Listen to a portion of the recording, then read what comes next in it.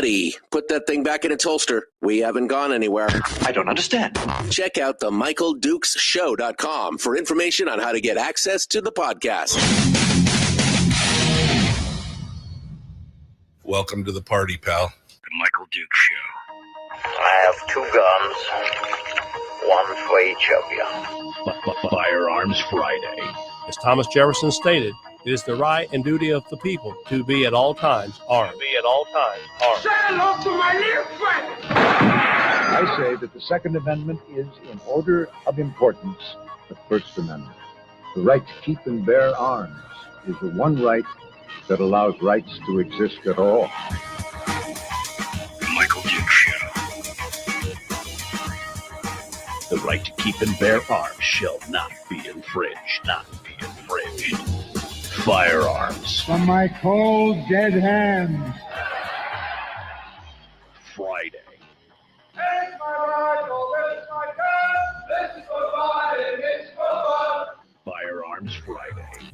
Firearms Friday. That's right. Your chance to sound off on issues of a 2A nature right here on the Michael Dukes Show. Hello, my friends. Hello. Welcome to the program on this beautiful Friday, last day of the week, man. Work week, I guess I should say. Last day of the work week. And we are ready to rock and roll and dive into some great stories and talk about some headlines. We've got some guests coming up, including Top Shot Chris Cheng from the History Channel show Top Shot. He'll be joining us in hour 2 with some updates on all the stuff that he's working on and some of the stuff that's going on over there. And then we will finish up the show with Willie Waffle from wafflemovies.com, who's going to go over a bunch of stuff with us this week, including the Man of Steel. It's going to be fun. All right. So are you ready? Are you ready for Friday? I mean, I can't believe we're here already. This week has been just crazy. It's gone by so fast, but here we are ready to go. Firearms Friday, of course, is that one day a week where we get a chance to talk about all the issues that are related to the guns in the Second Amendment. It's an important thing. I mean, I had to relegate it to one whole day instead of all throughout the week. So here we are. We're doing our thing. And surprise, surprise, I'm opening up the phone lines for those of you who would like to participate and sound off and be part of the show this morning. We'd love to hear from you. So phone lines are open. Are you ready to copy? Here we go. Here's the number. 319-527-3864. 319-527-3864. That's the number to call. And feel free to whatever else that you want to chat about related to firearms and the Second Amendment. It's all good, and we are ready. Beautiful bill was disappointing in many ways, right?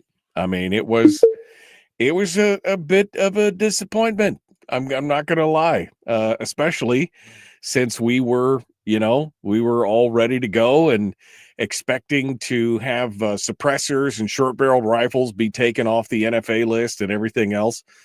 So, I mean, I'll be honest, it was a little disappointing. There's no doubt about it. But we did see some positive. There was some positive moves from the NFA now, from the Big Beautiful Bill in regards to the NFA. Now, we really got to break this down. We gotta break this down in several ways. First and foremost, the National Firearms Act of 1934 is the law at issue here. It is the law that allowed the federal government to place a tax on certain types of firearms and or accessories. Now, what's really interesting about this is that there was another ruling. Oh, what was the other ruling? And I was going to have this all laid out and I didn't. I feel silly. Anyway, there was another ruling later on that challenged the ability of Congress to basically interfere with the lawful bearing of arms. And at that time, the Supreme Court ruled, this was about, I think it was 15 or 20 years after the 1934 NFA and the US v. Miller argument, that Congress did in fact have the legal authority to do what they did, but only because they had the authority to tax. That was their legal authority. That they basically ruled that it wasn't an infringement, it was just a tax, although I think you could argue that the rate of tax was in and of itself a definite infringement. And here's what I mean. The $200 tax that we see today on a short-barreled shotgun or a short-barreled rifle or a suppressor is still a pretty significant. I mean, if you've got a $500 or $600 suppressor and you've got another $200 in tax attached to it, that's still pretty spendy, right? If you've got a short barrel shotgun that costs $500 or $600 and you've got another $200 tax on it because it's short barreled, that's a significant amount, right? That's still another 25% of the overall cost of the firearm. But you have to understand, in 1934, in fact, the gun that the US v. Miller fight was all fought over was a 12-gauge Sears and Roebuck shotgun, right? It was too short. That was the argument. It was too short. Well, the problem was that Sears and Roebuck shotgun cost $5, okay, in 1934. Right? I mean, a Ford truck was, Model T or whatever was, it was $700 for a full-on vehicle. The shotgun was $5. The tax on the shotgun was $200. That's like buying a $500 gun today and having to pay a $20,000 tax on a $500 gun. So, I mean, there's all kinds of, there's problems here, right, to begin with. But let me just look at it from this perspective. The one thing that they did with the big, beautiful bill was they took the tax away. Now, I'm not a litigation genius. I'm not a constitutional scholar, but I would look at this and argue that any decision, any Supreme Court decision that later comes back and says, well, of course, this is only lawful because Congress has the ability and the authority to tax, and then Congress takes that tax away, well, then they don't have the right to regulate, or because the argument was you couldn't have a registry, but they had the ability to tax, ergo they were, that's what I'm. So this is going to create some real interesting conundrums in the near future because of that ability to tax is there. But when they've taken the tax off of that item, that raises a whole new kettle of fish. Now, on top of that, you're already seeing and this is before the big, beautiful bill has actually gone into effect. You're already seeing a huge surge in suppressors being sold. They've been buying them at a historic rate. And once the tax is removed, and ready to go, it's probably going to go even more. Mark Oliva, the National Shooting Sports Foundation spokesman, said that recent attention to the benefits of using suppressors at gun range and hunting, and as some European nations recommend, is boosting sales.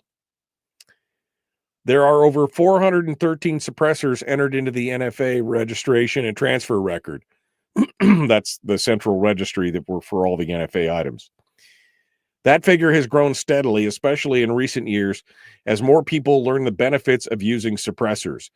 A recent NSSF study found a 265% surge in annual suppressor registration. We would expect this increase to grow more sharply with the $200 tax stamp barrier removed. Yes.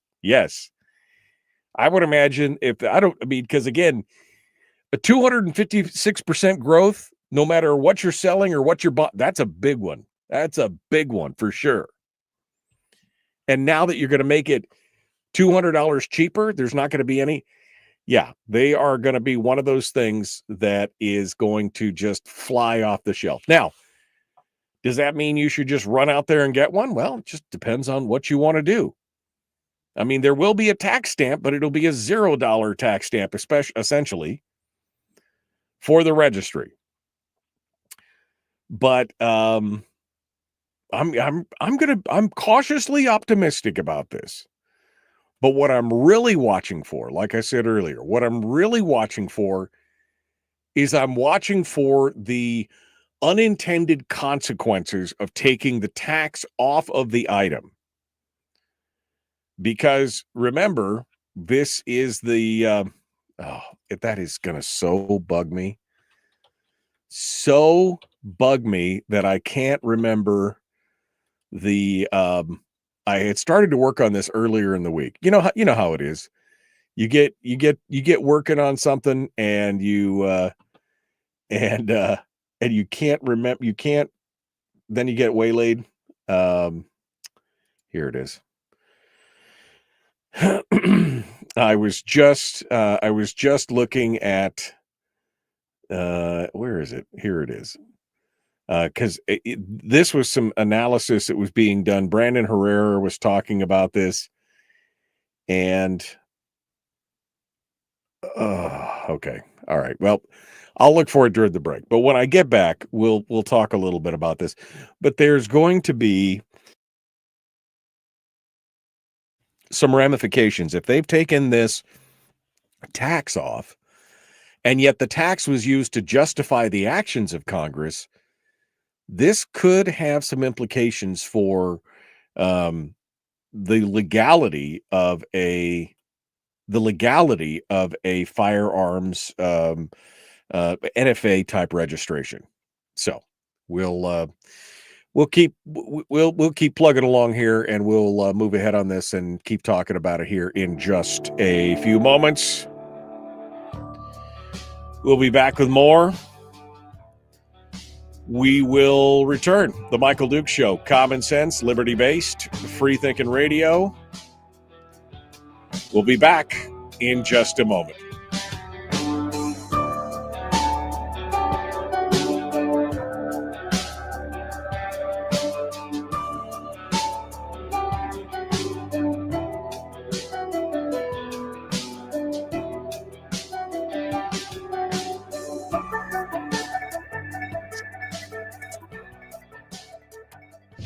If you missed the show, you can listen to it on your time with Dukes On Demand.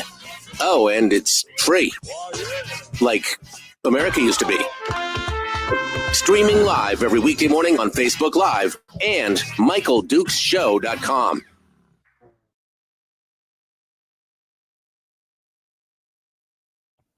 Okay. So we are in a break here.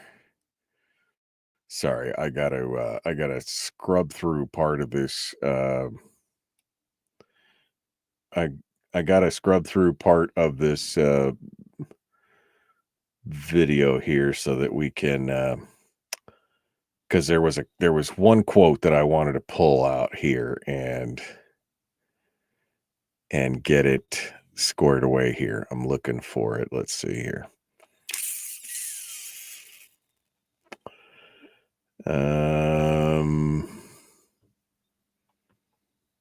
Oh, come on. There it is.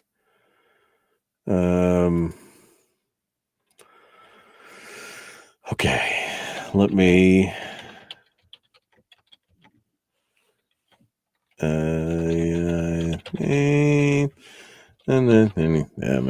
all right.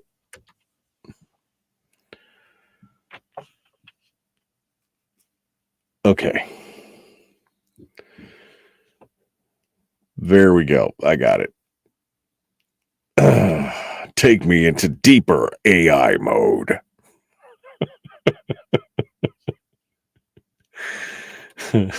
Sorry. Just my thing just flashed me and said, "Do you want to go deeper into AI mode?" Yes. Yes, I do. All right. We'll get deeper on this. Okay. Let's see. Where else were we? Here we go. Get you guys caught up on the chat room here. Good morning. Good morning. Good morning. It's a Barbara Haney meet and greet tonight at 6 to 8. Chris says he gets to listen to the show on the radio today due to an early appointment. Well, there you go, Chris. No virtual donuts today or coffee. Let's have the real thing. I happen to have both of the real things in the other room. I should have brought donuts and coffee right in here, and that would have just been rude to eat them all in front of you, right? I mean, that would have been. I would have felt bad if I very rarely eat or drink in front of you guys other than water, because, you know, it just feels bad, man. Hashtag feels bad, man. Every now and then. Every now and then. Good morning, good morning, good morning. Disappointing outcome from the political class. So what else is new, says Brian. This is back when I said that little disappointed in the big, beautiful bill. Yeah, I know.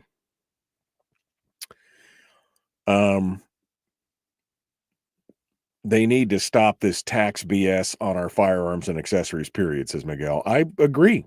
100%. The FFA was allowed to be enacted because it was a tax. When the tax was taken away doesn't mean that it is now unconstitutional. That's my whole point. Yep, that's my whole point.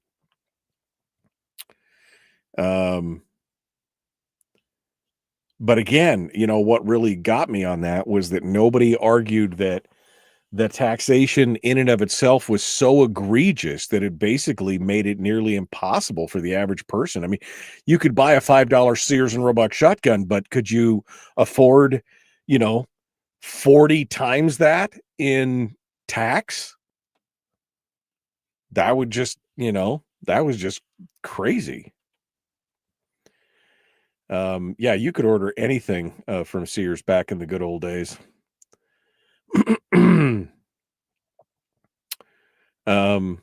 Jeffrey says my uncle ordered his first house from Sears. It came in on a train. Really? I didn't know they could have gone that far. All right. Did you see that? I don't know who HLS is. Homeland Security. Is that what that is? Is dumping their SIGs and moving back to Glocks? Yeah. No. There was a whole thing this morning and this week about that. I mean, there's a whole thing going on back there. We have a house in Soldovia, says Chris. It was also ordered from Sears. That's crazy. I didn't know you could get a whole house from Sears. All right, here we go. Getting back into it. The Michael Duke Show.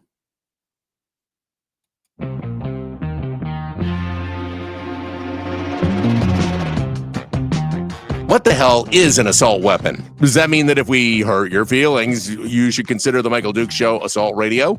Okay, we can accept that. Here's Michael Dukes. Kind of a dick, but somewhat funny. That's That's not. It's true. All right. So we got sidelined here in the chat room.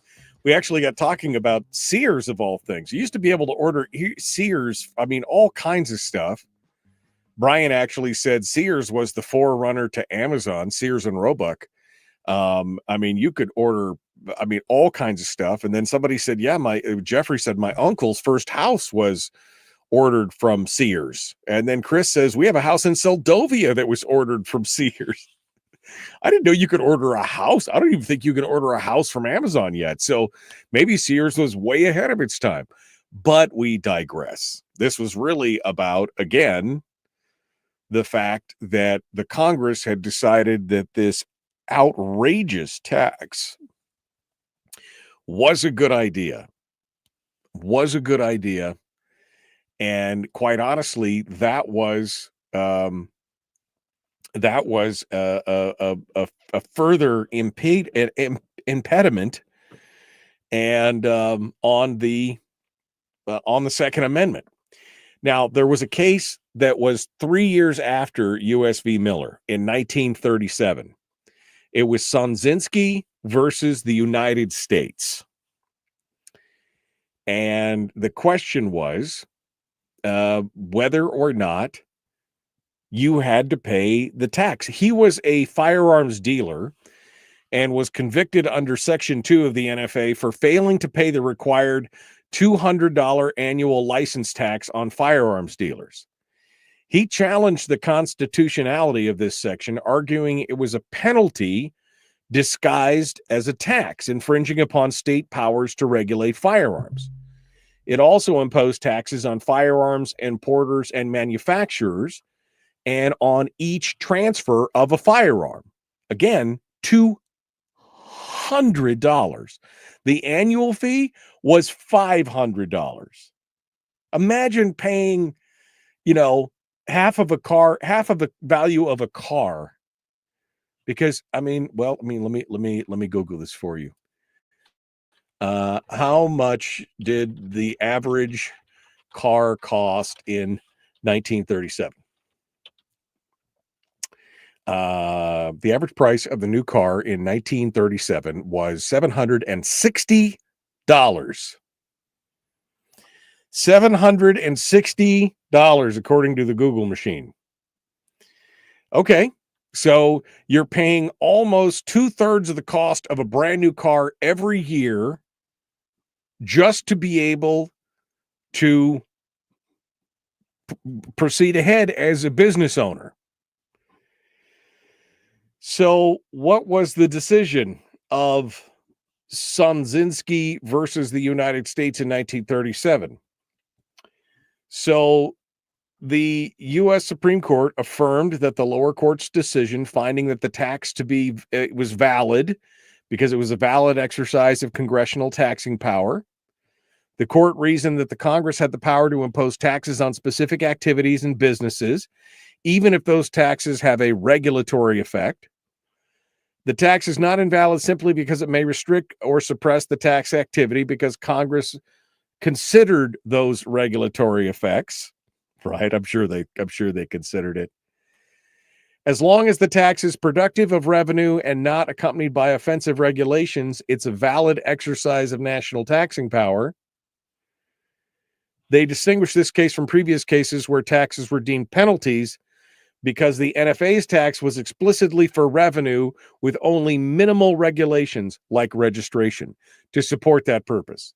Well, see, now that they've taken away, and this is the important part, because now that they've taken away the taxation component of it, the regulatory component can now be challenged on its own. The regulatory component of this can now be challenged on its own. So it's interesting because later on there was another case. I know we're getting way deep in the weeds here. That in 1968, Marchetti versus the United States found some aspects of the NFA, specifically the compulsory registration provisions, to be unconstitutional based on Fifth Amendment self-incrimination grounds. So if you've taken away the taxation provision, which is under Sonzinski versus the United States, 1937, then you fall squarely back into the Marchetti, 1968, Marchetti versus the United States, saying that some aspects, specifically the compulsory registration, is unconstitutional. Oh man, things about to get wild. Things are about to get, I can't wait for the Firearms Policy Coalition or the GOA or both to dive into this with their legal beagles. Because you understand that the whole Congress built themselves up this whole house of cards thing under the auspices of, we can do that because we are legally allowed to, we have the taxing authority. We have the valid congressional power to tax. Well, now that they've taken the taxes out of it, it's like the linchpin that holds a lot of this stuff together. And once you've removed the taxation power, well, that's a whole different deal, isn't it? It's no longer about taxation and tracking the taxation, because if it's not taxed, it's none of your damn business. It is, in fact, unconstitutional as found by the courts. Oh, baby. Oh, baby. It's about to get good. I can't wait to see what happens with this, quite honestly. 319-527-3864, 319-527-3864. We'd love to hear what you guys have to say and sound off on this Firearms Friday. I mean, now that the suppressors are now tax-free, essentially, not quite yet. I mean, they're putting it into law. It's all going on. But do you expect that you're going to reach out there and buy yourself a suppressor? Is that something that now is on your list? I'll be honest, it always kind of held me up, but also the registration did too. It just rubs me the wrong way to have to go to Uncle Sugar and beg him permission to exercise a right. That's always bugged me. That's always bugged me. But yeah, you remember these names, because these are names that you're going to start hearing a lot about. Sonzinski versus the United States and Marchetti versus the United States. You're going to start hearing about those names here in the next couple of years. I guarantee it, because those will be cases that are going to have some real ramifications now that they've removed the tax from suppressors and short-barreled rifles, et cetera, on the deal here. So it's going to be it's going to be cool to see. All right. Well, we got some other stories here that I've been wanting to get to, but I wanted to, and here's the thing. They keep telling us that they've got to regulate these things, that they've got to keep them safe, that they've got to do all this stuff, that they've got to, give us all these onerous things because it's just so dangerous out there and there are criminals and it's such a pressing need. And yet when it comes down to it and people are actually breaking the law, they're getting a slap on the wrist. Cam Edwards over at Bearing Arms has got this story. And I'm just kind of shaking my head like, what? So we know that possession of an unregistered machine gun is a felony, right? 10 years, $250,000. It's not a joke. It is not a joke. But Cam said he was a little more than a little surprised to see a light sentence handed down to a mother and son in Albuquerque, New Mexico. Apparently, according to the U.S. attorney, in February, this 21-year-old man was offering to sell machine gun conversion devices on his Instagram account. Not a criminal mastermind, okay? I mean, the guy's not a genius. But he's offering to sell them on his Instagram account. Apparently, a police detective was scrolling through Instagram, spotted the ad. Okay, tell me that you don't know that they have whole police divisions, areas, detectives who do nothing but scroll social media all day looking for something, right? It happens. It's just my commentary on it there. Don't put anything on social media. Anyway, this guy was not a genius, but a detective spotted the ad and reached out to the guy named Jasso, apparently, posing as an interested buyer. Then a few days later, according to prosecutors, Jasso and his 43-year-old mother, Rachel, met with the detective at an Albuquerque park where the younger guy showed the detective how to use the conversion device. It was it's a switch for like a Glock. Later that day, at a second meeting at Buffalo Wild Wings, I don't know why that was important, but it was important to make sure you go to Buffalo Wild Wings. Jasso delivered an AR auto sear to the detective, and both he and his mother confirmed that they could make additional devices. So they got a search warrant out to their place. They found 10 firearms, 5 machine gun conversion devices, large quantities of ammunition, and a 3D printer used to manufacture the devices. He admitted to selling on Instagram and acknowledged modifying firearms, and that neither one of them had the required federal license to possess or manufacture machine guns or conversion devices. So you're thinking, man, these guys got caught red-handed. It wasn't like this was a sting. It wasn't a setup. They didn't have to coerce anybody or anything else. This guy's actively out there on social media, selling it, hawking it, and then readily admitted to it when it was all said and done. So you'd think, okay, let's see. 10 guns, 10 firearms, 5 machine gun conversion devices, a 3D printer, the whole thing. Each instance, by the way, of those 5 machine gun conversion, each one of those is a decade in prison and $250,000 each one. So it's 1.2 million in fines and up to 50 years in prison. That's just based on each count, right? So instead of that, what did they get? They pled guilty to engaging in the business of dealing firearms without a license and possession of a machine gun conversion device, and walked away with 33 months in federal prison. His mom got 30. His mom got off a little lighter. 30 months. Not even three full years. Now, again, remember, this is the DOJ that says proliferation of these devices poses an immediate and critical threat to public safety, and that the dramatic increase in illegal automatic weapons puts both civilian and law enforcement at extreme risk. Right? This is the stuff that you're hearing out of the thing. Yet when it comes time to actually take somebody who's been doing it and make an example out of them, again, and I'm not, I'm not commentating on what they did, whether I think the law is fair or not. I just find it interesting that when the potential was 50 years and $1 million in fines, and these guys got away with 33 months. And I mean, what is that with good behavior? 24 months, 12, I don't know.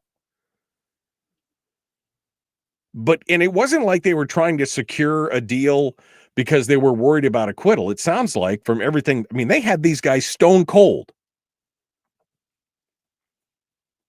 But what are they, and they even in their press release, the DOJ acknowledged that this is the same press release that just touted the incarceration of these 2 people. They said possession, manufacture, and sale of these devices without proper licensing is a federal offense carrying severe penalties, including up to 10 years in prison and fines up to $250,000. And yet, less than 3 years, 2.5 years. I don't get it. I just don't get it. They keep saying what we need is just one more law. One more law. If we had just one, but if you enforce the law that you had on the books, wouldn't that would seem to be more of a deterrent than anything else? Wouldn't to you? Oh man, just sometimes. All right, we gotta go. We got more coming up. I see Fred's on the line. We're going to take his phone call on the other side. Don't go anywhere. The Michael Duke Show, common sense, liberty-based, free-thinking radio. Back with more right after this.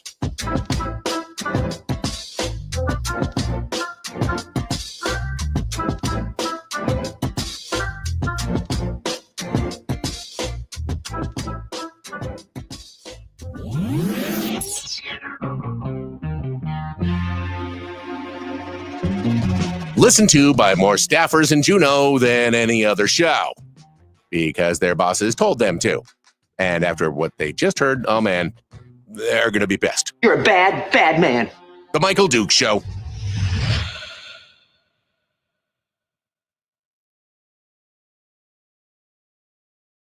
Okay.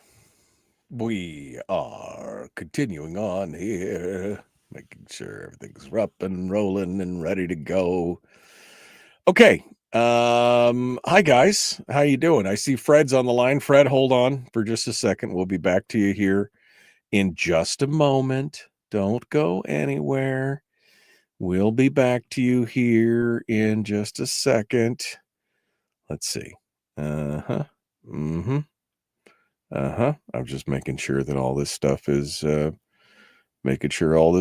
good.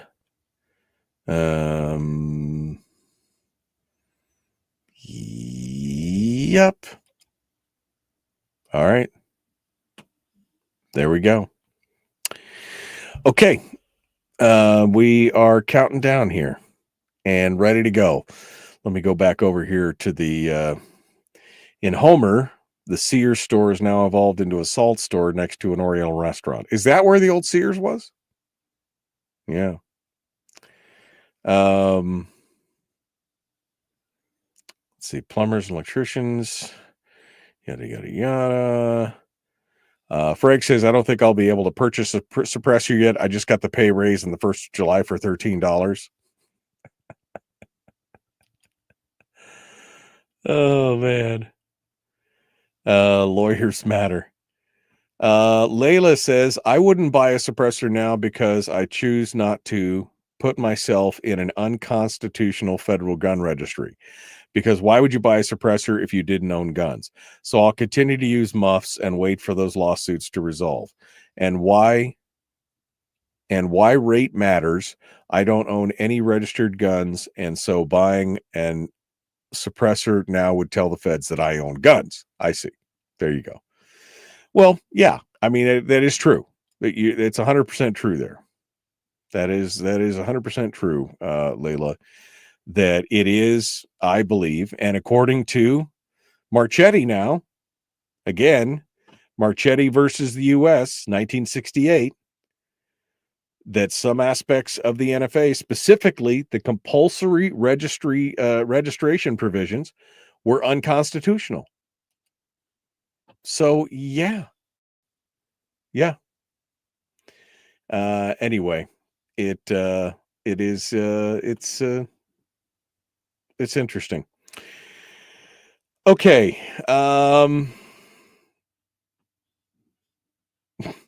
Sorry. It should be interesting to see where it goes from here. We'll be watching this whole thing as we go out there. But you're right, Layla. It is unconstitutional, and you are then putting yourself on a list somewhere. Not that you're not putting yourself on a list right now by talking about it on the internet or listening to this radio show or subscribing to. I mean, I'm on so many lists right now. I don't even know where to, I don't even know where to begin here.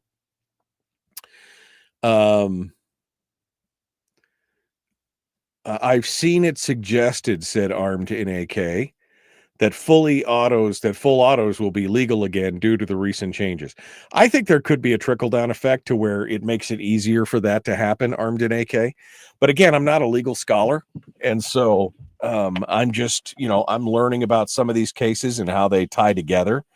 So this should be an interesting thing. But yeah, I think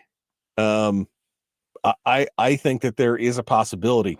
The second you start to slowly see some of these fetters being broken away, and especially since this whole thing was built on the legal obligation or the legal authority for Congress to tax things, as soon as they remove that tax, that makes it kind of shaky for a lot of other things, especially if it's an onerous tax.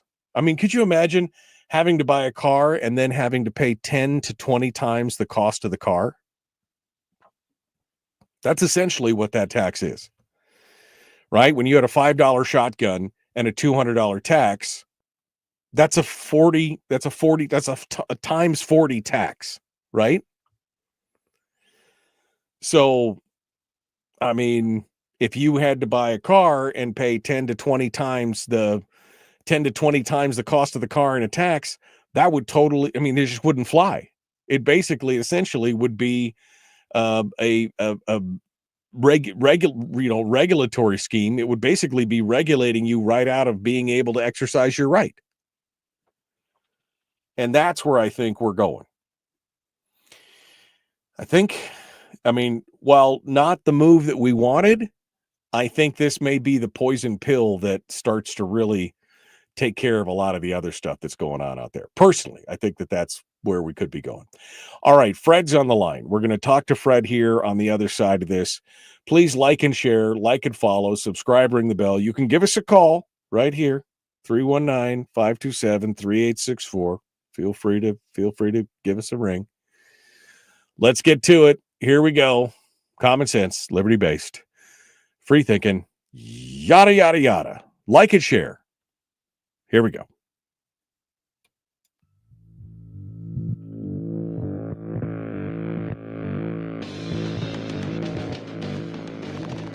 What the hell's an assault weapon?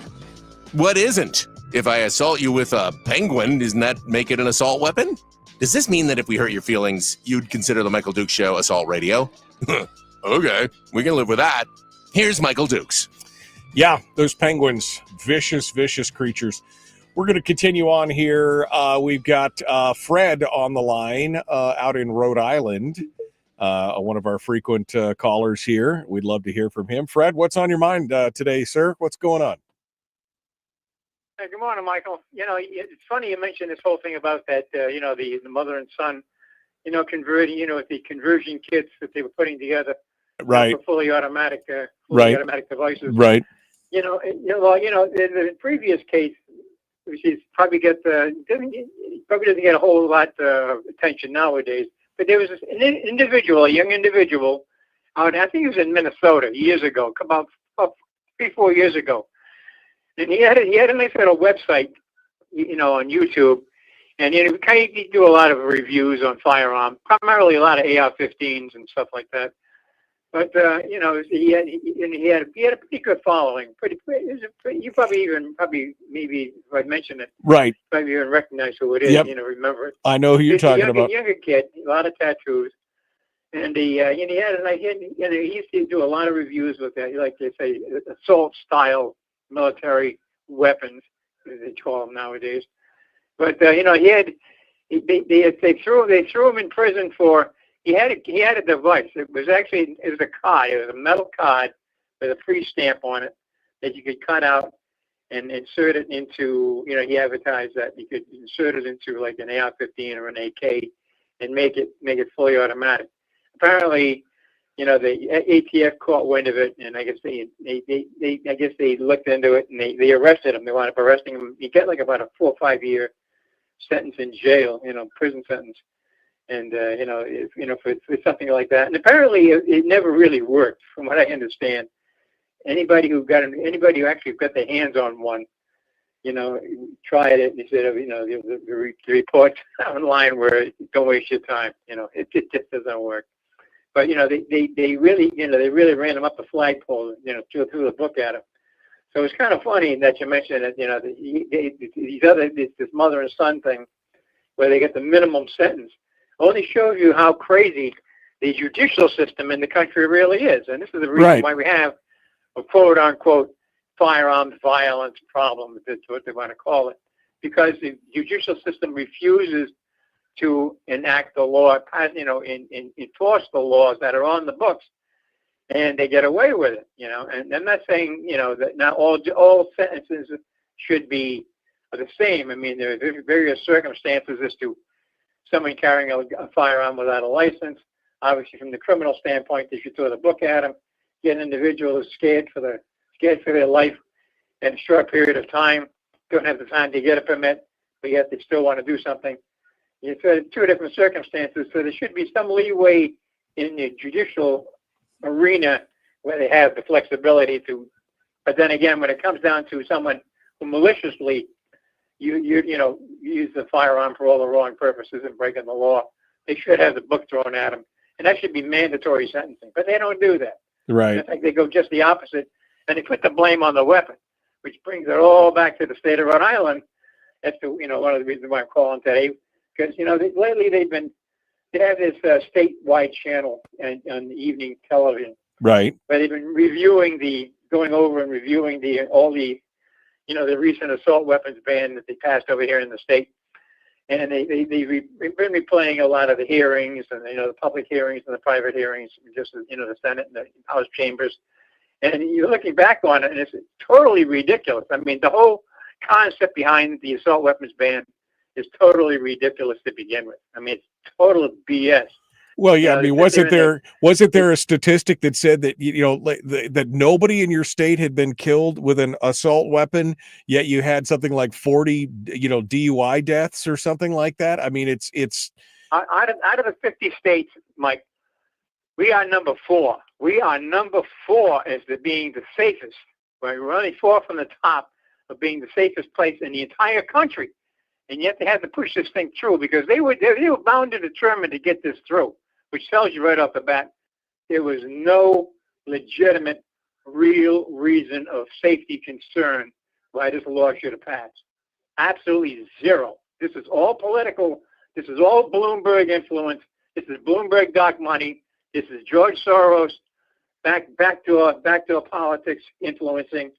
This is all all behind the scenes in the shadows. And they were so determined. They had to pass something. They could not come across. This time they had to cross the finish line with something. And they absolutely had to push it through. Every amendment that made perfect sense as to what they could have done to at least make it a little more justifiable was shot down. They were 100% bound and determined to pass this bill. Absolutely. They had to have something. They had to have a win, regardless of how watered down it was. And they, with the aspect that next year they're going to come back and try to put some more teeth into it.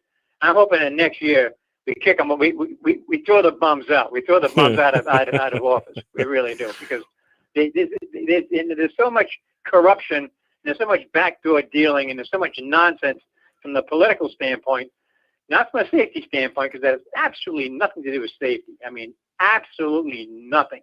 This does nothing to prevent firearms from being used in crime, because once again, in this state, like a lot of other places, the judicial system is so watered down and so BS as to, letting the no bail, low bail nonsense, letting these people go with hardly a slap on the wrist, and they're back on the street tomorrow. And yet they want to turn around and go after thousands and thousands and thousands of gun owners in the state who own these things and sit there and infringe on their rights for no practical purpose. The number 4 in the country is the safest.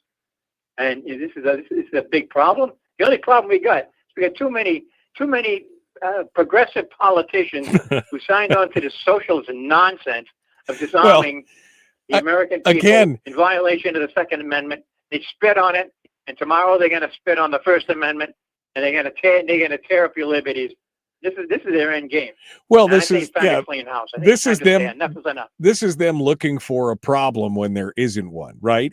Again, 4th safest state in the union, no deaths by assault, quote unquote, assault weapons in the state. Yet they just insist that they have to have an assault weapons ban, even though it's not a problem. This is a solution looking for a problem. And really what it is it's an exercise in authoritarianism. That's what it's about. And like you said, these guys are just out there exercising that right.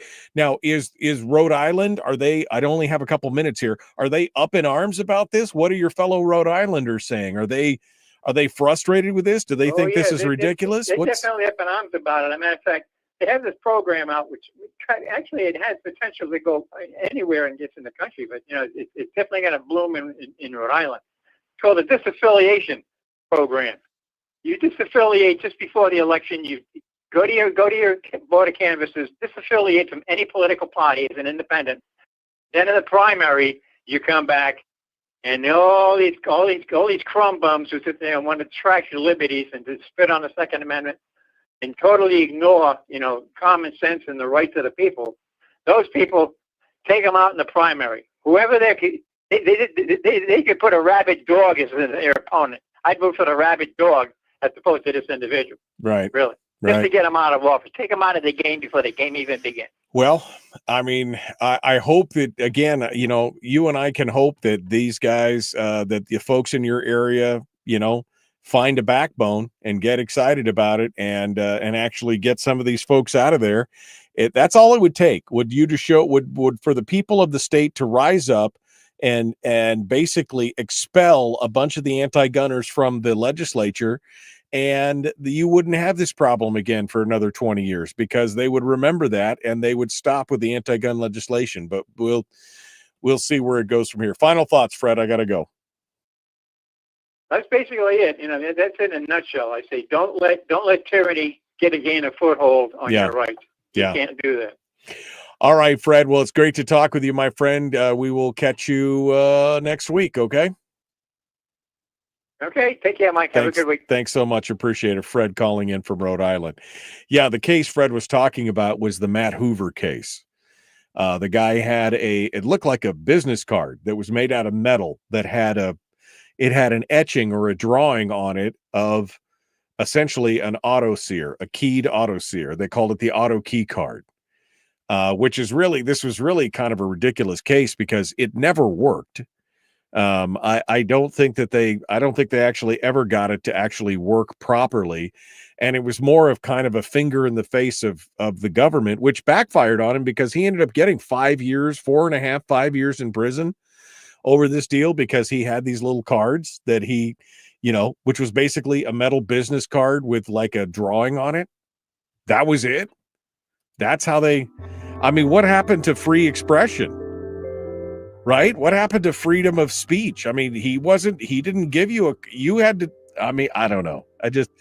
That whole case is a travesty. But again, that's what happens. Remember, this was under the Biden administration. Would this happen under Trump? I would like to think not, but you never know. Never know.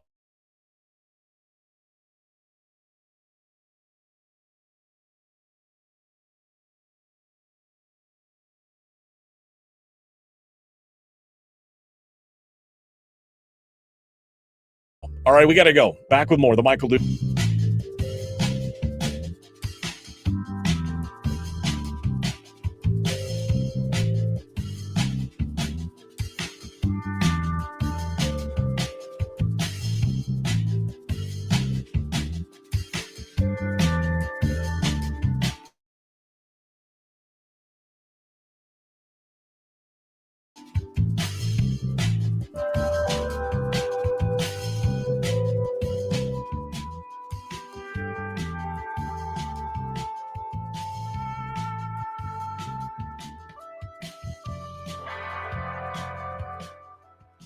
Okay. All right. Yeah, that whole auto key case it's super infuriating. We talked about it here a couple of years ago when this first came out on the show. We talked about that case, and it is.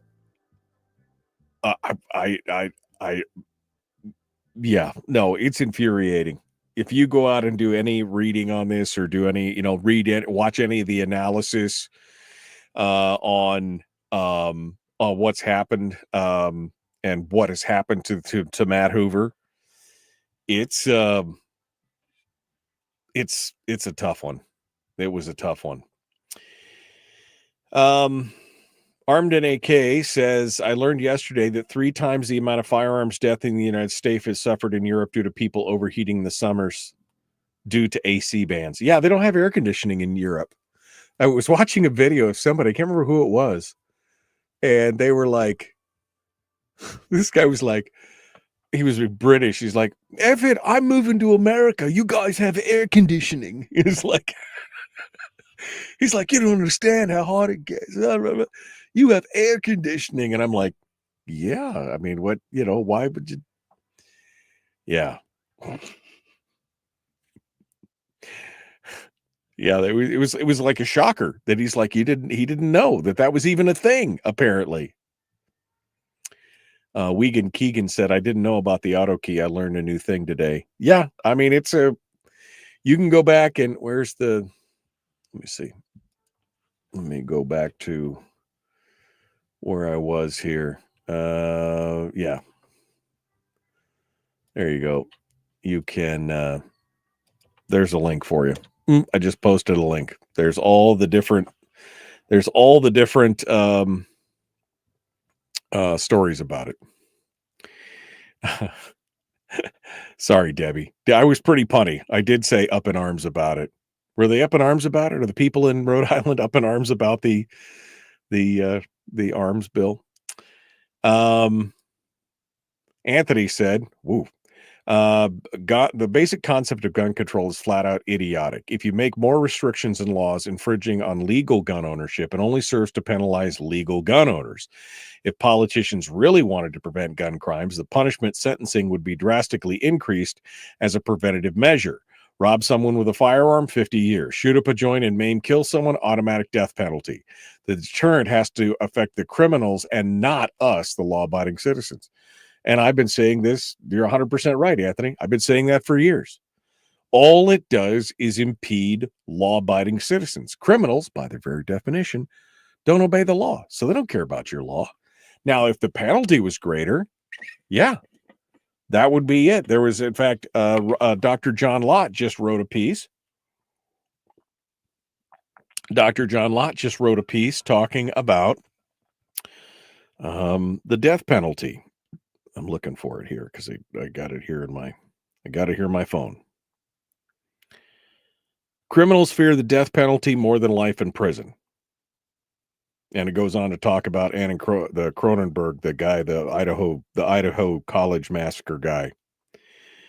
And he goes on to talk about how this is all has to do with that the death penalty can stop people. And it's a good piece. It's over at Town Hall. It's over at townhall.com. I will drop a link to this. Hey, come on. Where's my deal, man? Criminals fear the death penalty. I gotta send it to myself, and then there we go. Okay. Anyway, you can. I'll drop a link to you in that thing. It's a great story there, Anthony, and it backs up what you're saying 150%. There it is, right there. Town Hall. Dr. John Lott. Criminals fear the death penalty more than life in prison. There you go. For those are years he will never get back with his family. Last I heard, his cancer prognosis was not good. Oh no. Oh man, I didn't hear that. I didn't know he had cancer. That's a bummer, Matt Hoover.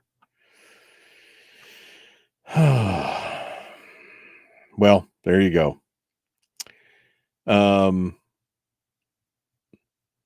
Let me reflect on totalitarianism and how the European governments would happily trade their citizens' lives to spare the earth a few chemicals. Oh, yeah. Well, I mean, some people are more important. I guarantee you that the political elites have probably got air conditioning in their offices, just not the peasantry. Remember, that's a whole European thing going way back. Way back. All right, we're coming up on it. We got to go. The Michael Duke Show, common sense, liberty-based, free-thinking radio. Let's do this thing. Here we go.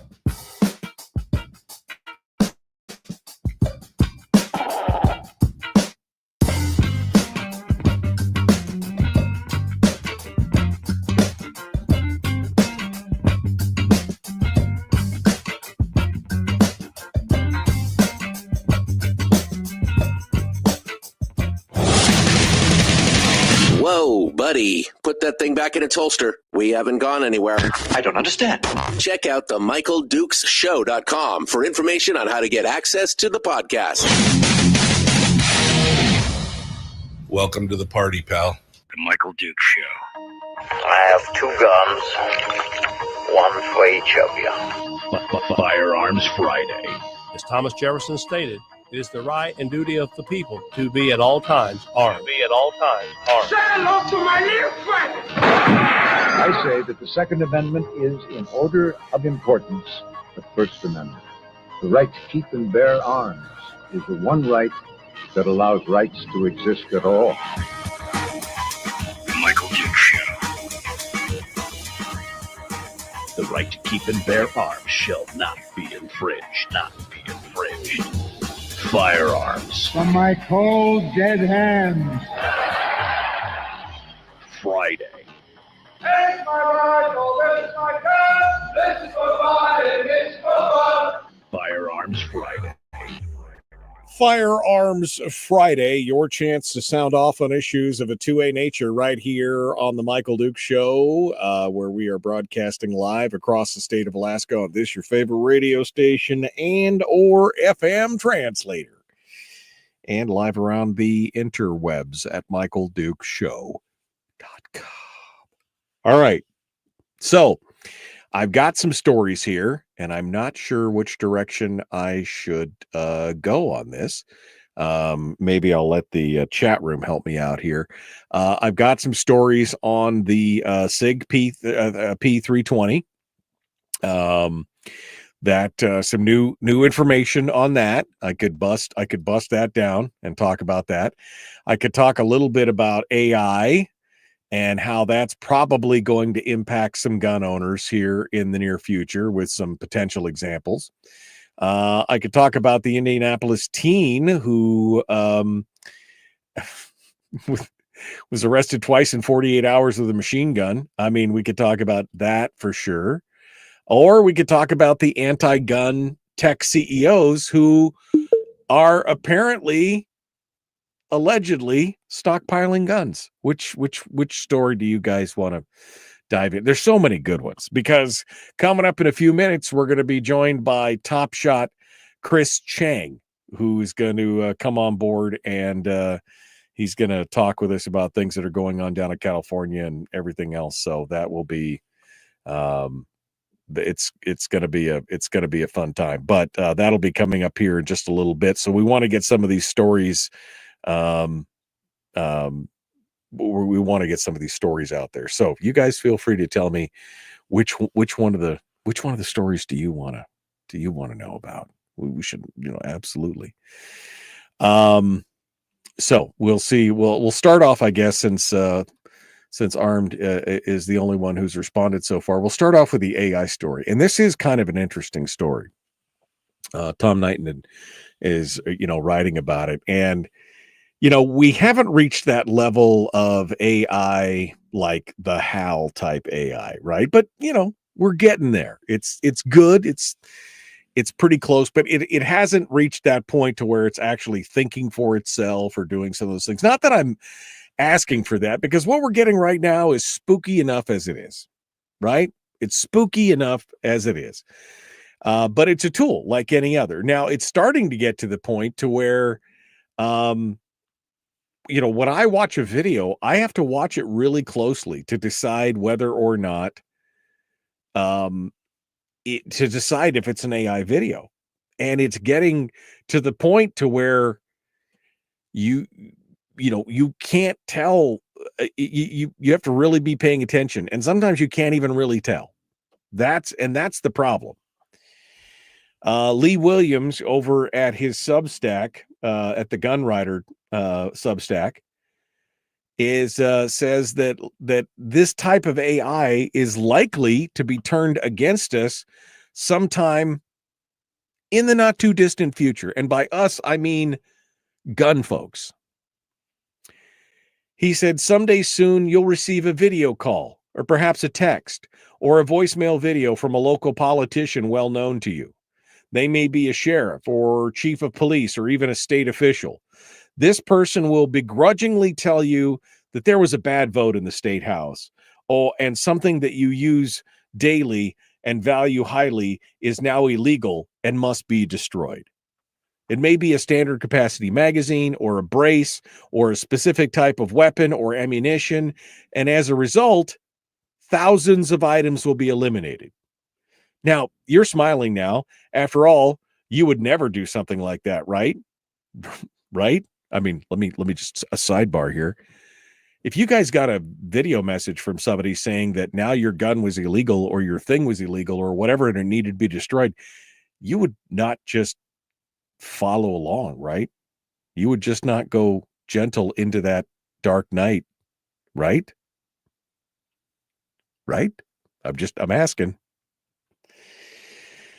The truth is, you're not the target. The artificial intelligence message was not meant for you, someone who values their constitutional rights enough to keep informed by visiting websites and keeping up with the news and everything else. The false AI message was meant for those who are far less informed. And it will produce exactly what its creators intended, which is chaos. That's what they want. They want confusion. They want everything else. And this happened. I mean, just last week, the State Department sent every U.S. embassy a warning that a recent video of Secretary of State Marco Rubio was not real. The fake messages were sent via text, voicemail, and signal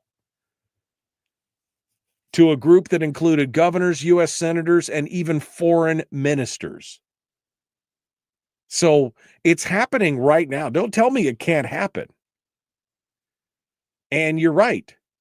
It's going to be used against us sooner or later. And in fact, if you remember the Parkland shooting, Emmanuel Olivers, who was one of the parents of, or one of the father of Manuel Oliver, they used AI to recreate the voices of the kids killed in the shootings and use those voices to call for gun control, right? So it will not quite the same thing, but they're starting to use that in that way. So yeah, you could get a video tomorrow. And it doesn't even have to be about guns, folks. Although that would be the killer, you know, the crux of it. What we really want to avoid is that. But this could be about anything. And you're seeing, here's the thing. Don't believe anything. Okay? Let me just say that right out of the gate. Don't believe anything you read on the internet. Don't believe any video you're sent because I've seen it. I've seen people I saw somebody the other day, they reposted something and they were just going on and on about how this was the end and the thing and how outrageous it was. And I had seen this video before and knew that it was a fake. And I sent them a message and said, you know that that's a fake video, right? And they're like, oh. See, the thing is, if it plays into our biases, if it plays into our own fears and our own, our own confirmation bias, then we're that much more likely to believe it. But again, just tell me that if you got some message from someone somewhere saying that, well, Congress has just made it illegal for you to have a gun or do what, tell me that you're just, tell me you're not just going to go, oh, okay. Right? Tell me that's not going to happen. Yeah. Yeah, the AI message is aimed at the gun curious, the middle of the roaders, or the Quislings, as Brian just said. That's who it's aimed at, which is fine, I guess. Although why anybody in this day and age would be so easily bamboozled, I don't know. Yeah, what gun? What guns? I don't have any guns. Yeah, don't believe anything on the internet. And then Bill says, shuts off the Michael Duke show. See, right, Bill? You get it. Bill gets it. This is not AI. I would make myself much handsomer if I was AI. Or I would make myself handsome. I guess not more handsome. I mean, I obviously am not a scholar here, but yeah, I mean, just, seriously. What What? Okay. So that was the first story, this AI story, because I was like, yeah, that is that is a scary, scary thing. And the fact is, again, that we're watching people fall for this stuff. There was a story in the Hollywood Reporter the other day talking about how Keanu Reeves is the most faked celebrity on the internet, and that people are buying the fact with AI video and audio and stuff like that, and they're being bamboozled out of hundreds of thousands of dollars, thinking they're having an actual conversation with Kevin Costner or Keanu Reeves or whoever. I mean, it's ridiculous. How do you fall for that? I don't know. So anyway, yeah, AI definitely spooky. Okay, Sig Sauer. Remember, Sig has been saying that that thing that doesn't happen. Oh, there's no way that that gun just arbitrarily goes off. That doesn't happen. It just happened again on camera in Ceres, California, June the 24th. At approximately 12:50 p.m., the Ceres Police Department school resource officer was injured when her department-approved firearm, a SIG P320, discharged while holstered in the parking lot of the high school. And they've got video. She's walking over to her car. She puts her backpack down, adjusts her belt, and the gun goes off. Just out of the blue. And it was carried, the firearm was carried in a department-approved holster. Both the firearm and the holster were compatible and compliant with the Ceres Police Department policy. And the discharge is being investigated as an uncommanded discharge, as the firearm was securely holstered and not being manipulated by Officer Shrim at the time of the discharge. Now, this just keeps getting worse for Sig at this point. The FBI is now issued a report after examining another P320 pistol following an uncommanded discharge. And what have they found? What's been going on here? Well, overall, the results were inconclusive, but there is more information that keeps coming out as the test keeps deeper and deeper. But explicitly found in the FBI report was this part: a reliable test could not be developed at the time of this document to test the effectiveness of the secondary sear notch. However, testing did indicate that movements representing those common to law enforcement officers, it's possible to render the striker safety lock inoperable and ineffective at preventing the striker from impacting a chambered round if complete sear engagement is lost. It's important to note that the striker safety lock by design is the last safety line to prevent an unintended discharge, as it is in place to protect against a secondary sear notch override. In other words, it's entirely possible that the things that police officers do on a routine basis may cause the striker safety lock not to work as intended, thus leading to an unintentional discharge while inside the holster. Now, this was a single pistol, but this stuff has been going on all over the place. All over the place. SIG really needs to get with the grip. They really need to get a grip on this. They really need to get on the stick. And they can't still just refuse to claim any responsibility.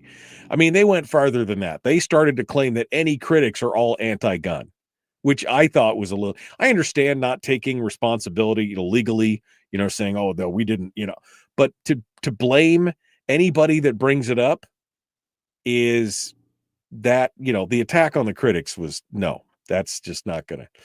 And now this FBI report's going to tell us even more, and we're going to see where this goes from here. But again, just happened just the other day.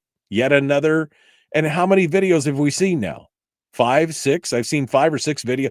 In one point, the gun was just sitting on the bench at the gun range and just went off on its own. I mean, this is at some point SIG has got to do something about this. That's all I'm saying.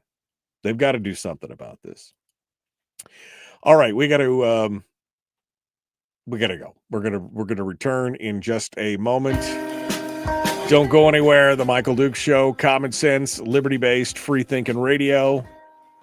We'll be back with more right after this.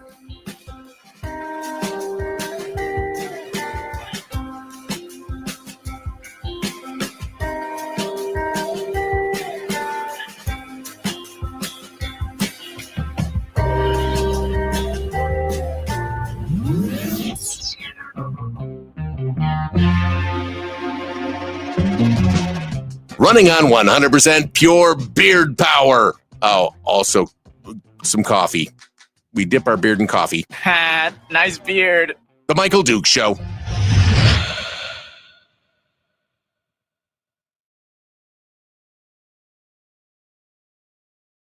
Okay. Yeah. Okay, got it. Quislings doesn't refer to the curious. No, I didn't think it did. I was saying that also, it was also and or, not that quislings are, if you're, you know, if folks don't know what quisling means, you can go look it up. But Scandinavia, Nazism, World War II. Get your reference in there. That's not what I was saying. Okay. Let's see. There's a lot of cases recently of people using AI to defraud people into giving away their savings to so-called celebrities that are nothing but AI copies. Yeah, that's what I was just talking about. I mean, literally Keanu Reeves, who has almost zero social media footprint on the internet, is the most copied or imitated celebrity on the internet. He actually pays a company thousands of dollars a month to go out after his fake, for him and all of his people that work for him. It's kind of crazy. Anthony says, I've taken my SIG P320 out of rotation entirely and stored it across the room away from all ammunition just to be safe. Yeah, no, I don't think I'd be carrying that, you know? And oh, geez, I didn't see that. Tell me you saw the video of the guy with the P320 in that auto shop who was carrying appendix style and had it blow off one of his little gentlemen and 18 inches into his leg. Oh,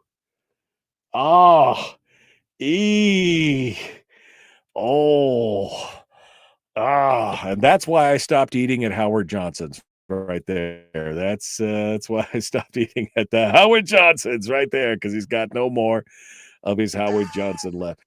Chris Cheng, Top Shot Champions. What did I walk into? I don't know, man, but that one, it's a trap. It's a trap. Definitely blows something off. I don't know. It's definitely not. Dang. It's an auto repair shop. That was yeah. Yeah, then that incident happened in the wrong kind of repair shop. So unlucky for that guy. Exactly. That was definitely, we're not going to put a little Bondo on that one and call it good. It's definitely going to be we'll get some JB Weld and fix that. It'll be fine. How you been, my friend? How are things going? Oh, yeah, no, things are great. Happy to be here as usual. I'm excited for whatever shenanigans and conversation we happen to fall ourselves into. Have you been watching this whole 320 debate? I mean, well, of course. It's I mean, again, this video, I don't know if you caught this video from this series police officer there in California, the SRO who was right outside the school, and you just watch it happen. Have you seen the video? I have not seen that video yet, but I saw the Glock store posted I think it was a Department of Homeland Security letter about they need to move away from the P320 and the department's recommending Glock 19s Oh, and yeah. Oh, it's yeah. just one thing after another. Yeah. Yeah, Well, and I just don't think that SIG is doing themselves any favors. Look, I understand not admitting any fault or admitting any blame, but then to go beyond that and say anybody that complains about it is an anti-gun wacko, which is essentially what they said in their response, is come on, guys. We yeah. talk about this. And if it keeps coming out and keeps going, they're eventually going to have to address it. That's Yeah. just all there is to it. I mean, this happened 5 days ago, this thing in Ceres at Ceres High School.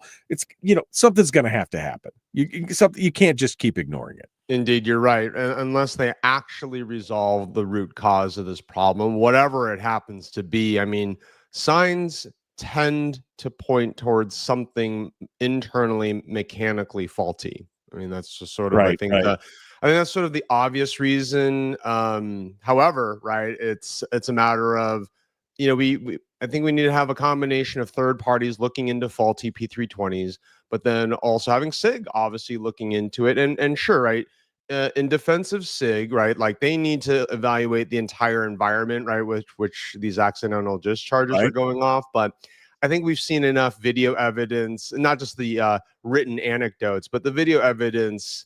It doesn't look like anyone's negligent. Hold on.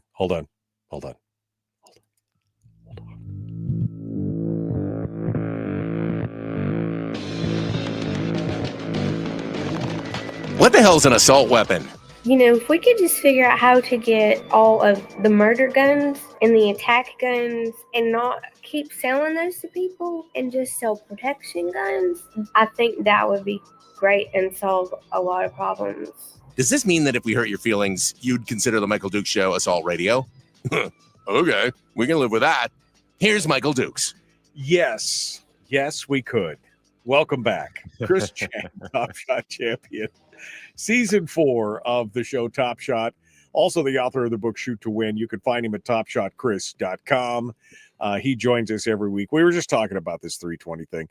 And yeah, I mean, there's enough anecdotal evidence out there right now, I think, in video, whether it's people walking down the street or, the one pistol sitting on the bench at the range that just arbitrarily goes off. And we've seen plenty of this stuff.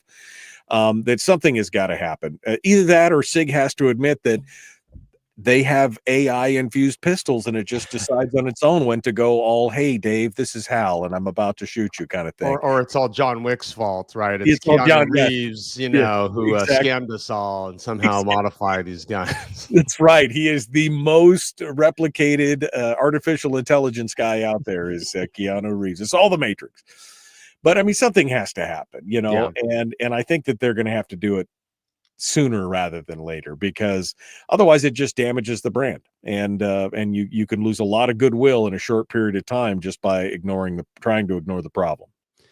Yeah, that's right. And so hopefully they change their tack here sometime soon. And if you put your legal hat on, the lawyers there are probably saying, all right, we can't admit failure unless there's incontrovertible proof that we're at fault. But this is where sorry for any listeners who are lawyers, but the lawyers sometimes they just get in the way. They just, yeah.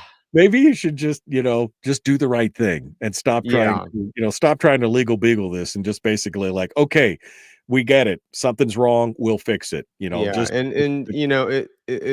a little frustrating when corporations think that they can pull fast ones over consumers, and kind of like wave the company waves their hand and says, these P320s are not accidentally going off. It is actually your fault. It's like, pay no attention to the man behind the curtain, right? These aren't the droids you're looking for, whatever it is.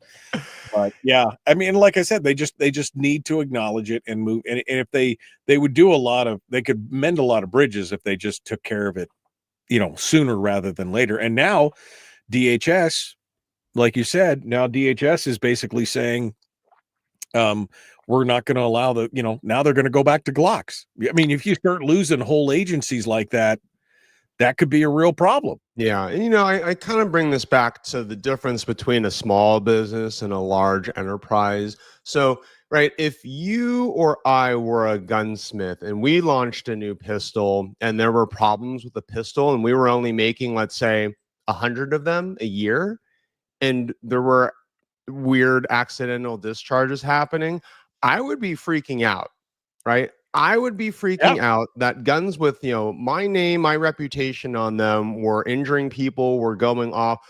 I would want to dig into this as deep as I could, right? And figure out what's going on.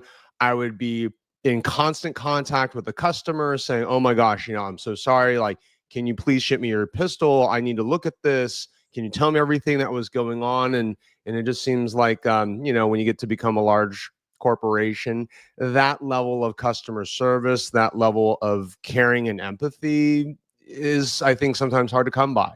And so I think you're right when you said the lawyer thing, because they probably have some guy that's got a big corner office somewhere up there on the top floor who's saying, we can't admit anything, so just ignore, you know what I mean? Instead of taking care of the customer and saying this could be a problem, they don't want to admit to anything so that they're not culpable or liable or what. We've become such a litigious society that has become paramount. And I'm like, you've got to take care of people, regardless of what, we're not admitting anything. We're just taking care of people, right? I mean, that should be the first course of action. Exactly. Yeah. Well, we haven't had a chance to talk since the one big, beautiful bill came through. Of course, we saw the parliamentarian strip out the provisions for removal of suppressors from the NFA and the tax, but we did get the tax removed on the suppressors, and I think, is it on short barrel rifles too? I think at SBR and SBS. The tax itself got stripped out, which we were talking about it this morning, and I don't know how much you've read into this or taken a look at this. This is going to create some other ripple effects. This is going to create some problems because, they've got the 1934 U.S. v. Miller case, which basically establishes that Congress had the ability to tax and to put this law in place. And then you've got the Sonzinski case in 1937, which basically says that the federal government affirmed that the right to tax is a valid taxing power in Congress, but it then goes that they said that's how they had the ability to do that. But then you've got the Marchetti case later on, which says that the NFA, the compulsory regulation is part of the problem, is unconstitutional, but they can only do it because of the tax. So now they've removed the tax. You see what I'm saying? There's a lot of moving parts here. Give me your thoughts on this. I should shut up and just let you go. Yeah, there are so many moving parts, and it's fascinating to see what happened, coming out of the whole big, beautiful bill negotiation process. And I mean, a high level with respect to the tax, the NFA tax getting removed, it's great news. I, like many Second Amendment advocates, were hoping for the entire process to be thrown out. However, this is one of those instances where, let's take the win, and it is teeing up the next phase of what I believe is going to be a victory for the Second Amendment and for gun owners, which you hit the nail on the head, where if we're not having to pay a tax anymore on suppressors, then why should we be filling out an additional ATF form, right? And getting essentially what sounds like we're going to be getting a tax stamp without paying the tax, something like that, right? And right, $0 tax stamp, which makes 0 cents, right? Yeah, exactly. So, I think it's pretty clear. I mean, we've seen a lawsuit, already come down the pipeline. I think it's Gun Owners of America, and a number of other Second Amendment, gun rights organizations, suing the administration, over this glaring, I guess, what do we call it? It's a silly law, a silly, I don't even know. Yeah, $0 tax. So that's going to be one interesting thing to see how that lawsuit plays out. I wouldn't be surprised to see. I think this feels like another one that might make its way to the Supreme Court. But then if we look at the state level too, right? So for me living in California, you know, my mind is, you know, was excitedly fantasizing about one day, maybe someday in my lifetime, that I might be able to legally own suppressors here in California. But right at the state level, there's a whole nother, you know, ball of yarn here. Yeah. And I'm actually not fully read up in terms of, well, what needs to happen in California and other states, right, where suppressors are not legal. However, you know, if we can get rid of not just the, you know, the tax stamp paperwork flow, once that happens, then we remove suppressors, right, from this like special category, right? I would, if I was a lawyer, which I'm not, but if I was a lawyer, I would then argue that suppressors are no longer a special item, right? They are a common use item, right? That are right, which they already are. But the fact that, right, once we can get rid of this ATF tax stamp paperwork, $0 tax stamp, I love that. That's just such a great phrase, $0 tax stamp. I think you heard it here first. You heard it here first. That's it. It's a $0 tax stamp. That's what we got. All right, Chris Cheng, hold the line. The Michael Duke Show, Common Sense Radio. We're gonna go. We'll be right back. Streaming live every weekday morning on Facebook Live and MichaelDukesShow.com. Sorry, bud. I looked up at the screen and realized that we'd gotten way far ahead of ourselves. But yeah, I mean, that's the thing. What essentially you're going to do? You're going to issue a $0 tax stamp as part of the registration process. But again, Marchetti, you got, you know, Sunzinski and these are cases you're going to start hearing about. I guarantee you, because they'll be referencing them back. You'll have US v. Miller in 34. 37, it's Sunzinski versus the United States, where they said, well, it's the power to tax that allows them to do it. And then you'll have Marchetti versus the U.S. in 1968, where they said, well, yes, they had the power to do it, but that the regulatory component of it without less the taxation is unconstitutional because it violates your own Fifth Amendment incrimination thing. Plus the whole thing about the U.S. not having a registration scheme for firearms, right? So there's going to be, it's going to be a zoo, man. There's going to be case law flying around all over the place. I can't wait to see what comes out of this, because I think, although they tried to avoid it, I think this might be the poison pill that really unravels a huge part of the NFA.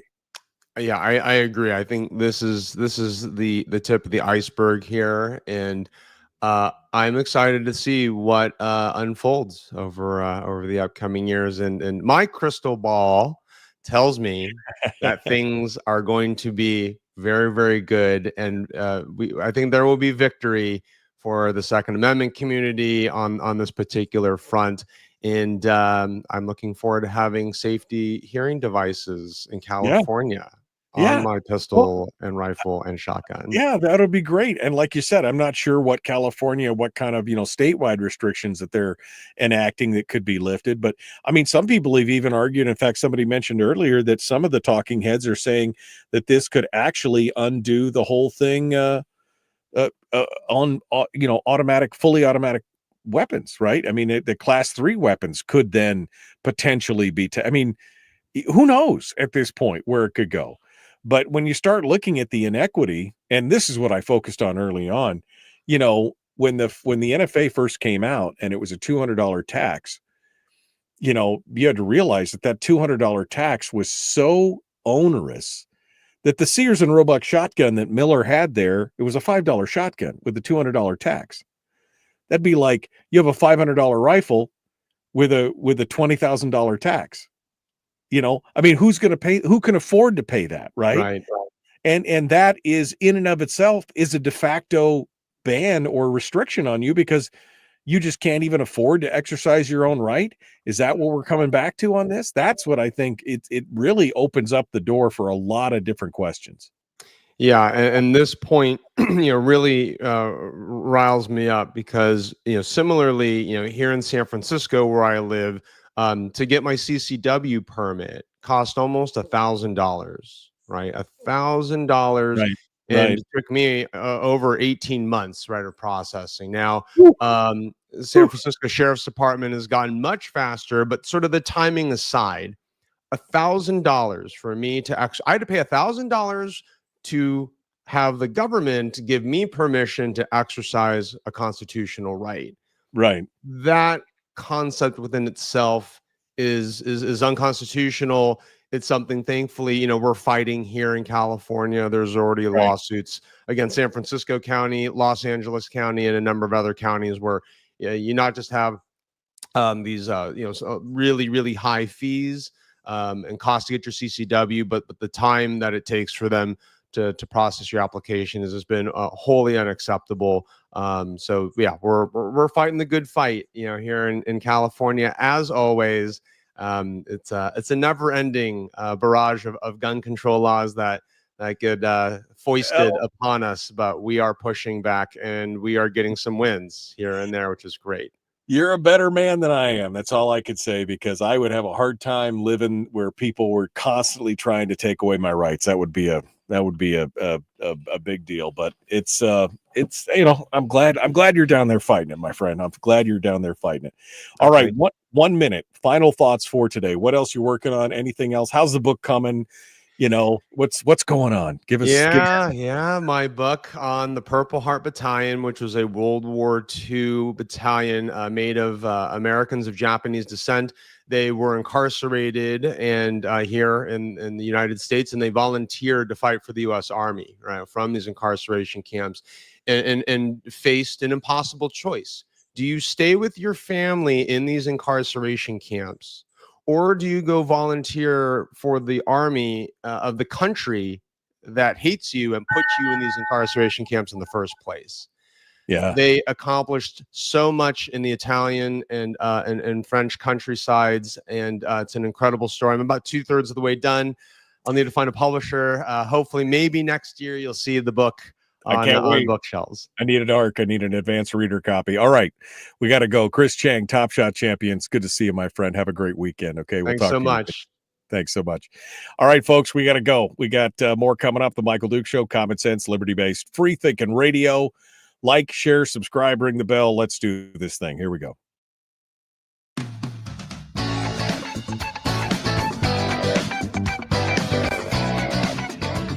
Okay, the weekend. Can't believe this week is over already. It's amazing. All right, we got a lot of stuff, though, to go over. Willie Waffle comes in to give us the weekend movie review. We're going to talk about the fat cat, the old cat, the queen cat, and the Max cat. I don't know. We got stuff to talk about here. Let's jump into it, shall we? And see what Willie has to say. Hello, my friend. How are you? Well, I'm doing very well. We're going to talk about a lot of cats, but also, my friend, we are going to talk about one really cool dog today. Okay, one really cool dog. All right. Well, then really cool dog. All right. Okay. All right. I can't wait. Let's get into the news first and foremost. So we talked about this a little bit previously, but Max is now HBO Max again. It was Max, and then it was HBO, then it was HBO Go, then it was HBO Go Max, and then it was, they can't decide. What are they doing here? Well, and don't forget HBO Now. There was HBO Now at one point. Right. They've had like every name you could ever imagine. Well, yes. So Wednesday, it happened. If you're like me, all of a sudden you looked at your app and the little icon said HBO Max. You're back, my friend. Yes.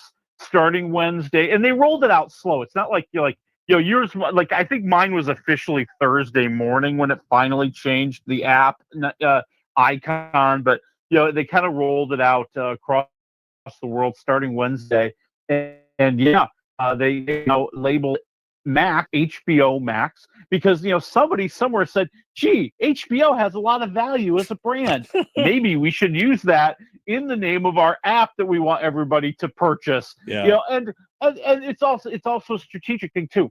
They're trying to segregate a lot of the HBO stuff off on its own. The idea that like you're going to have your Warner Brothers Discovery stuff in one place, you're going to have your HBO stuff in another place. So they're doing it for business reasons as well. So welcome back, HBO Max, and all that matters is that HBO Max will still be the home of The Pit, starting January 2026. That's all that Season matters. 2 comes back. That's all I care about.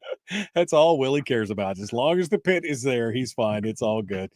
I can't even think about what I've been watching on HBO Max. I just don't even know. We were watching not much. Yeah, not much right now. I mean, well, we're not, even on Max, there wasn't, some movies occasionally or whatever, but we'll have to see where it goes again. All right. Chris Pratt is back, but not as any of the characters that I give a crap about. No, Chris Pratt is back. He's not back as Star-Lord. He's not back as the Jumanji dinosaur hunter. He's not back as, no, he's back as Garfield. Like, really? Oh, I mean, really? I know. This is the what? Why are we doing this? Why are we doing this again? Yes, Chris Pratt has been picked up for a sequel to the Garfield movie. He will continue to be the voice of the Tubby Tabby, my friends. No matter how much you hate that Garfield movie, and I hate it. I hate it a lot. I hate it so much. It scored $230 million worldwide.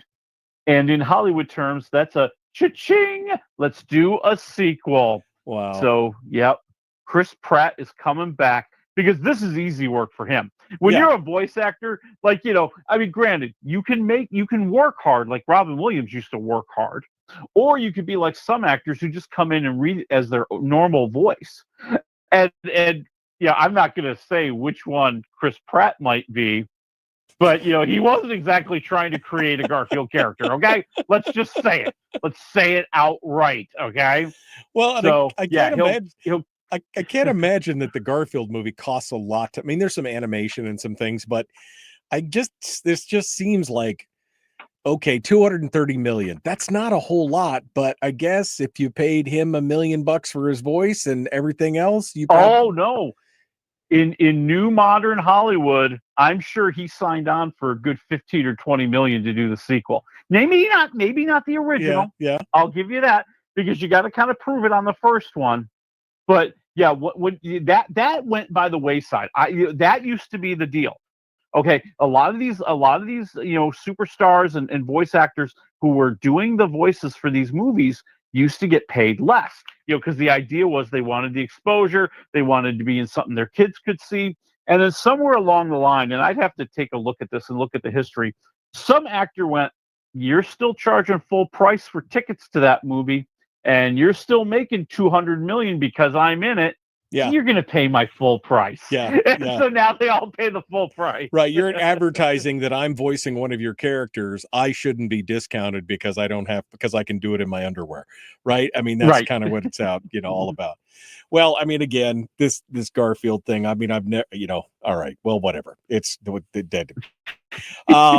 Michael Douglas, I thought he was retired, but now apparently he's made it official. I mean, when was the last time he was actually in anything? It's been a hot minute. The last thing he really did was he did a Ben Franklin thing on Apple TV Plus. And, because it was Apple TV Plus, not everybody saw it, right? Like, it wasn't like this big sensation. Right. It wasn't like, it wasn't like when he makes the Ant-Man movie. Okay. But, you're right. I was kind of like, gee, now that Michael Douglas has said that he's retired, I'm like, yeah, I guess he is retired. He hasn't really done anything. He even said, I think he said the last time he was actually working on a set was like 2022. Yeah. And a lot of this is because, he had cancer. He had stage 4 cancer. And so, he was fighting back, and he was going through chemo, and he was going through all those treatments. And he said, listen, I've gotten to the point where I don't want to be some guy who just keeps working so long that I drop dead on a movie set. Right. He's like, I've got a life. I've got a wife. I've got kids. I want to be a good dad, and I want to enjoy the world, and I want to support them and what they're doing. But if something really good comes along, I'm in. Yeah. No, exactly. If he gets something, it was really good. But I mean, he's done so much. I was watching some trailers the other day, and they had the full trailer for Falling Down again. Yes. Which was just, it is such an amazing movie. Oh, it is such an amazing movie. But even going back to, Romancing the Stone or some of these other ones, I mean, he did some really fun movies back in the day. And you don't think about it now because that was 40 years ago. I guess that's even more than that, man. I mean, this is a guy. Streets of San Francisco was in the 70s when he really made it big on TV. Yeah. And so, he's had a massive, massive, massive career. Now, he's still going to be producing. He says he enjoys that.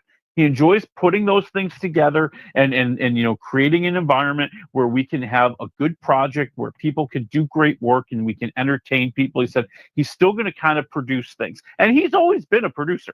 I mean, he's been a producer way back in the early days. Projects together that would work for him. Yeah. And I think, he kind of, I think, set a standard for a lot of people in Hollywood today to do that.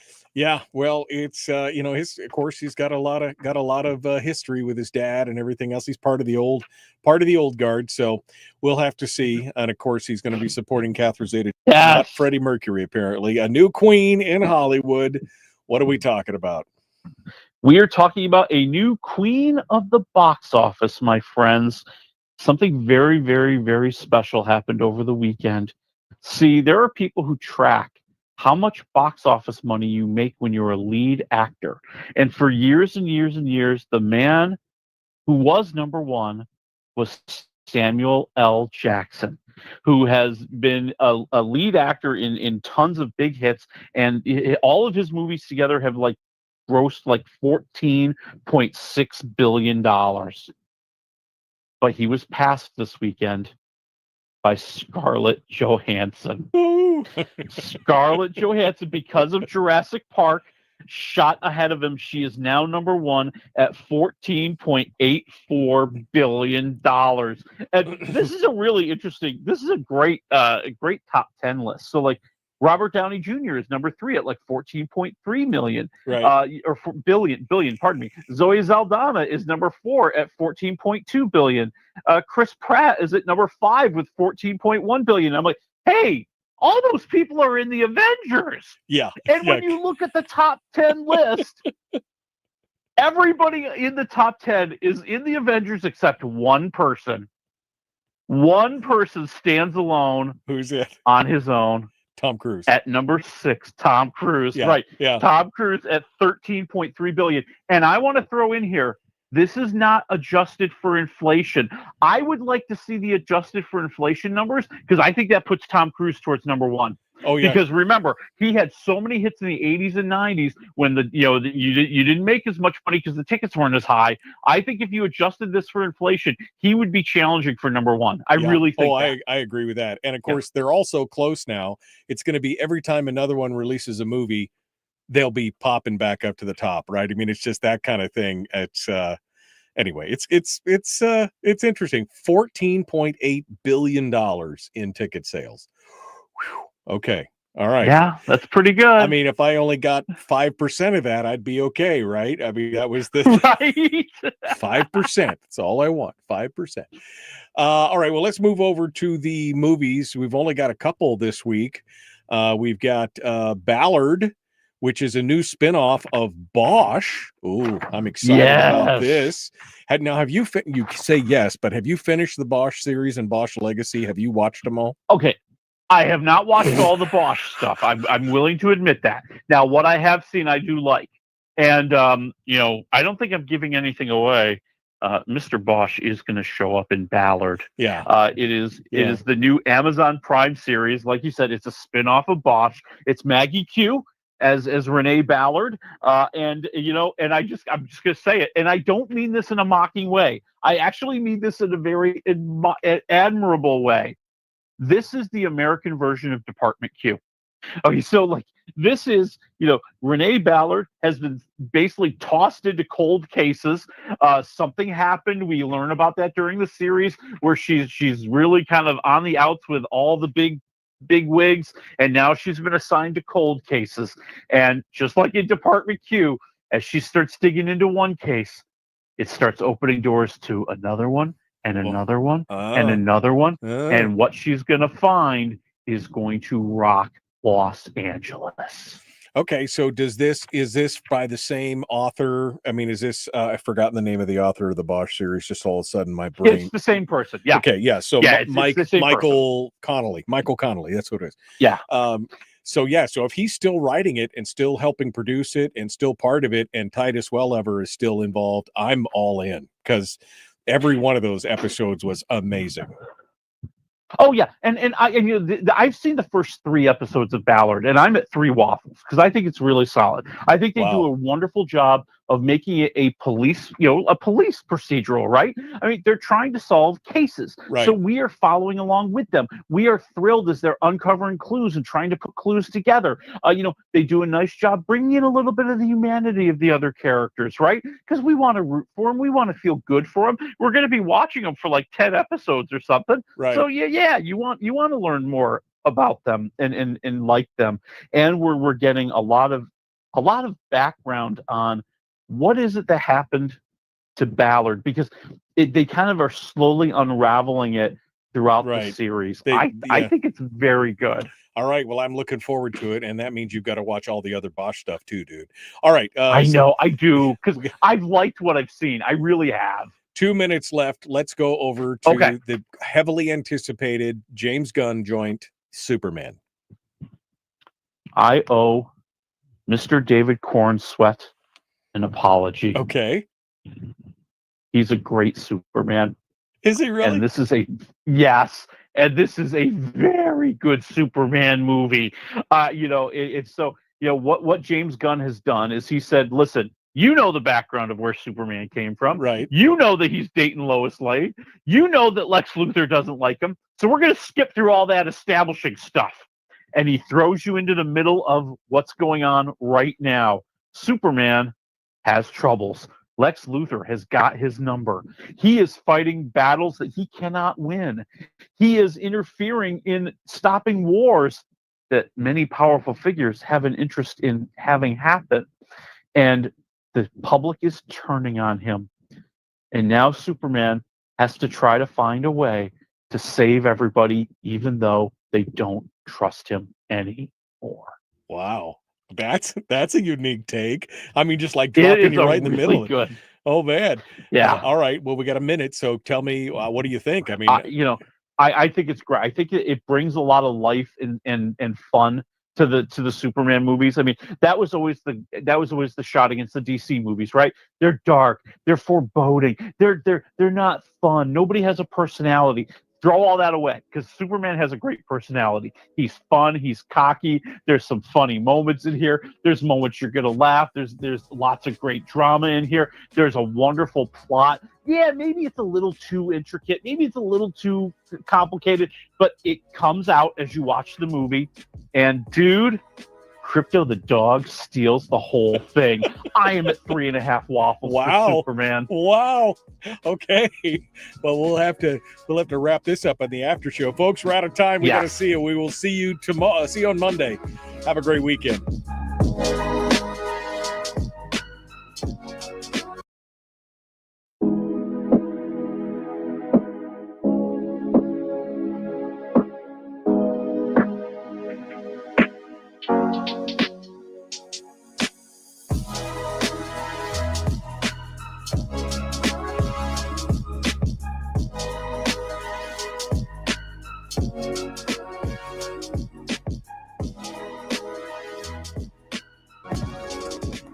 Three and a half. I can't even remember you ever giving a Marvel movie a 3.5. It's a pretty high bar up there. Maybe Winter Soldier or something. I think it's been a while since the Marvel movies have been really awesome. Like I think like the last Spider-Man movie I thought was awesome. That's fantastic. I think after Endgame and really both parts of the last Avengers movie, I think they were struggling. I think that they were kind of stumbling along. And yeah, I do believe in the superhero fatigue. I do believe that we've kind of gotten everything we can. And this idea that the Avengers, they're trying to kind of recreate the magic, that, now we're bringing in these other characters and they're also going to be joining together and moving forward as the movies keep coming and coming. They'll all join together to fight one villain and be the Avengers again. I feel like I've been there. I've done that. They're going to try to do that with the DC universe too. That James Gunn is not being shy about it. He said that's what we're going to do. We're going to introduce Superman, and then you're going to see a Wonder Woman. You're going to see some of these other characters, and they're going to end up joining together, and there will be a Justice League, and you could see the formations of that in this movie, because one of the best parts of the film, and I think a part of it is it's good for the film, it's good for the story. I think it also brings a lot of comic relief. There are other superheroes. Green Lantern, Hawk Girl, right, and Mr. Terrific, and they're really good. And Green Lantern is played by Nathan Fillion, right. And I'm telling you, he camps it up so much that I couldn't stop laughing, and I really enjoyed him so much. Eddie Gathegi as Mr. Terrific is awesome, is fantastic, and it's Isabella Merced as Hawk Girl, who brings a lot of firepower, and she kicks some booty, baby.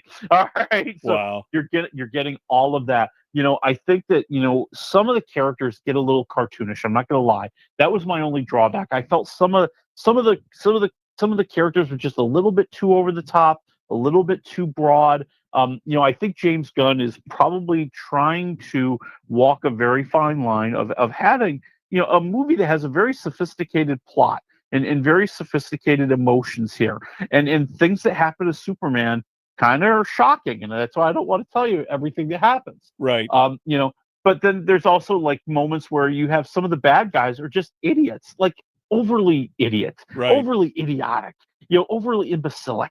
And I think that could have took away from it a little bit, but I think he's trying to bring in, a younger generation. I think he's trying to appeal to kids. Crypto the dog appeals to kids. Let's not lie. Right. But he appeals to a lot of other people because Crypto the dog steals the movie. I'm not lying. Okay. When I walked out, some kid was buying a stuffed Crypto at the box office where they sell all the stuffed toys and everything. Right. So he's going to be a hit. All right. Well, I can't wait to see it for myself. 3.5 waffles. And of course, Ballard, 3 waffles. I've got my weekend television all lined out as well. Willie, thank you, my friend. What are we hitting next week here as we get ready to go? Next week. Well, it's yet another reboot. It's I Know What You Did Last Summer. God.